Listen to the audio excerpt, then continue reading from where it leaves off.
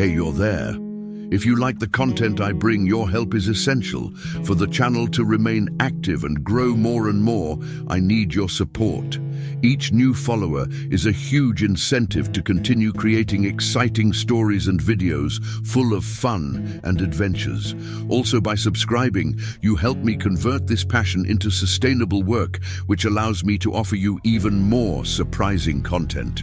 As soon as you don't forget to subscribe, please like and share. Your participation makes all the difference. It was hard to see any flaws in Laura. She was the kind of woman everyone noticed when they walked into a room. A steady gaze, a gentle smile, and an elegance that didn't ask for permission. For years, she believed that her love for Caio was mutual. They built a life together, brick by brick, full of promises, plans, and dinners filled with laughter. But like everything built on sand, it only took a breath of truth for the castle to crumble.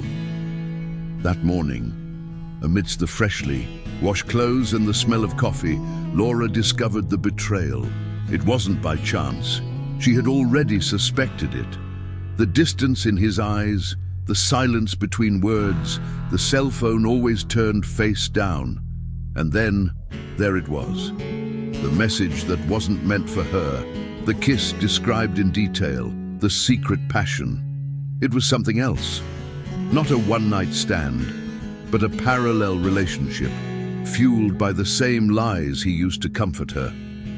Laura didn't scream. She just felt the world stop. In the days that followed, Laura ceased to exist. In her place, a woman walked on autopilot. Her hair, once so well cared for, was now tied up haphazardly.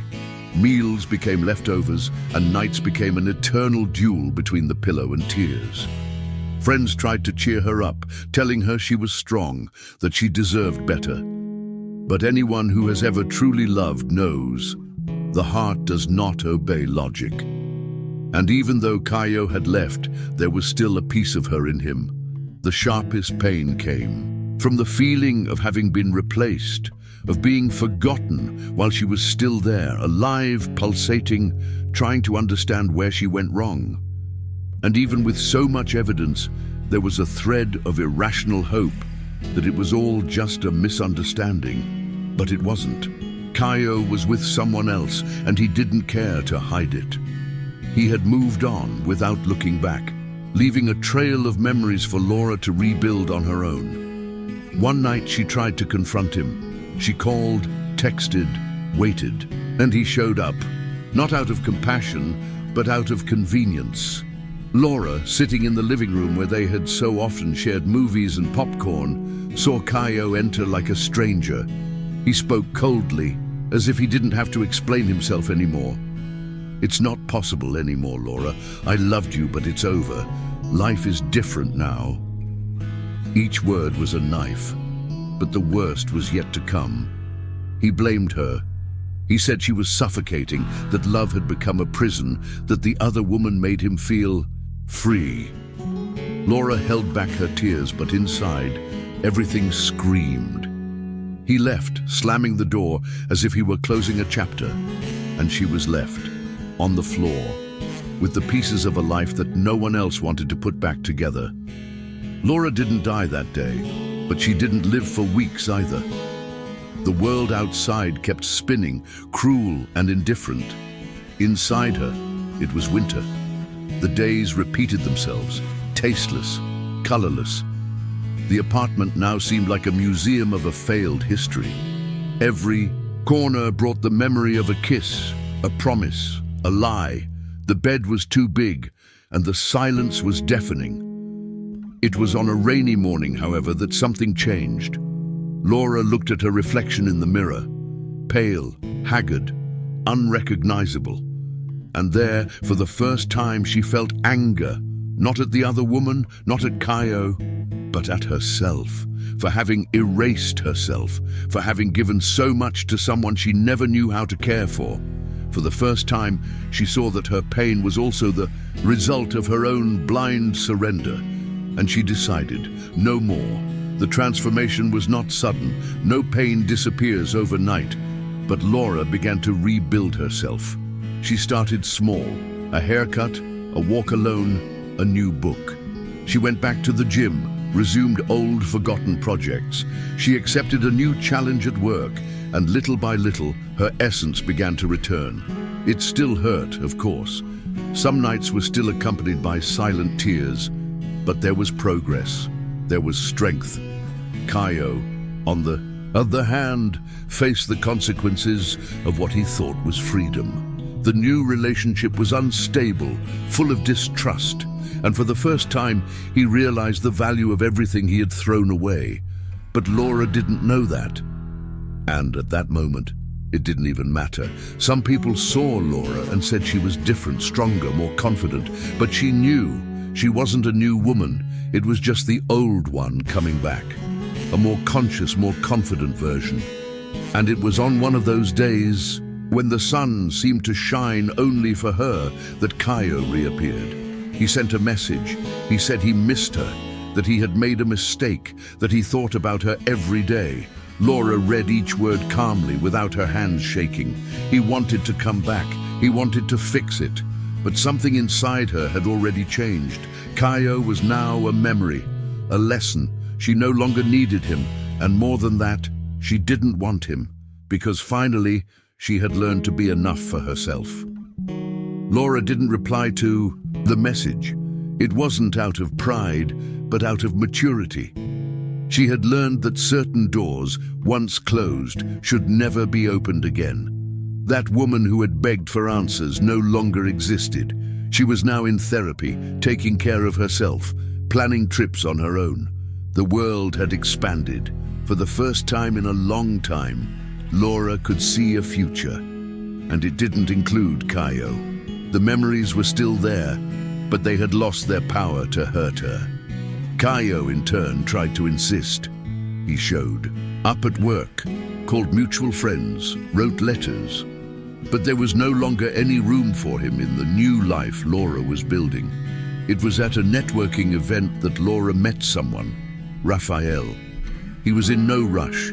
He was kind, interested, but respectful of her time. They started hanging out without commitments, just long conversations and long coffees, and Laura found herself laughing again, not out of necessity, but out of desire. Raphael was different, and even though she didn't know what the future held for that relationship, she felt at peace. It was no longer about finding someone to fill the void. It was about sharing an already complete life. This time, Laura was whole, and that changed everything. One night, Laura received a final letter from Kaio. He said that he now understood everything, that he had lost the only woman who had ever truly loved him, that the freedom he sought was, in fact, the absence of himself. She read it calmly. She folded the paper and put it away, not out of longing, but out of respect for what she had experienced. She no longer felt anger or love.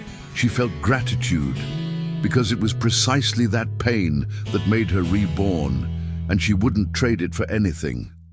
That night, alone, she toasted her own victory, the greatest of all, having come back to herself. Laura now walked with her head held high.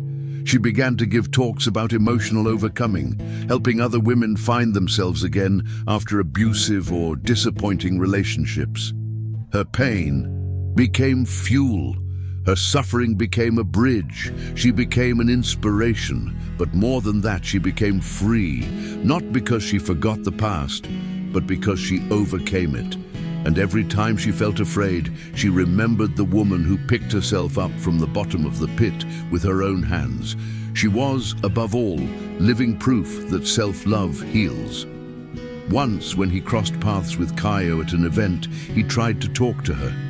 She listened, smiled politely, and said goodbye. He stood there without reacting.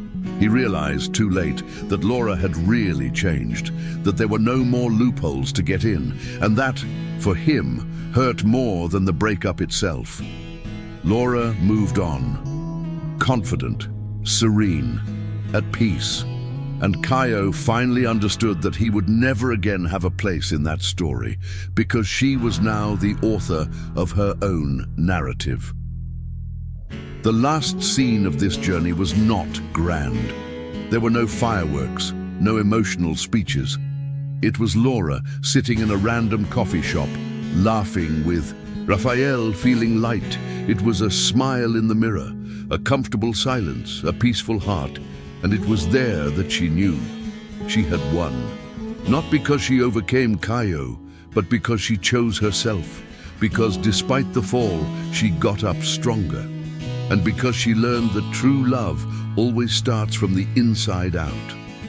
Laura published a book. After Goodbye became a success. It told her story without romanticizing pain, but extolling the strength of those who survive it. Her words touched thousands of people. On each page there was a piece of soul, of truth, of healing. She visited cities, participated in programs, and everywhere she heard the same thing: "Your story saved me." That gave meaning to the pain that one day almost killed her. She transformed disappointment into a mission, the fall into flight. Despite all her success, Laura kept her feet on the ground. She still enjoyed simple moments, lazy Sundays, and reading in silence. She still cried from time to time, not out of sadness, but because she remembered where she came from. The pain left scars, yes, but they didn't embarrass her. They were battle scars, proof that she had fought and won. And now, every step was taken consciously, every choice with affection. She no longer needed to prove anything to anyone. On the last page of her book, Laura wrote, "Don't wait for someone to come and rescue you. You are the heroine of your own story." And that phrase became a tattoo, a quote, a mantra.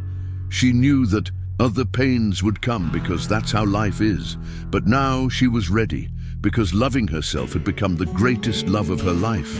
And that was exactly what kept her going, knowing that in the end she survived what seemed like the end, and was reborn stronger than ever.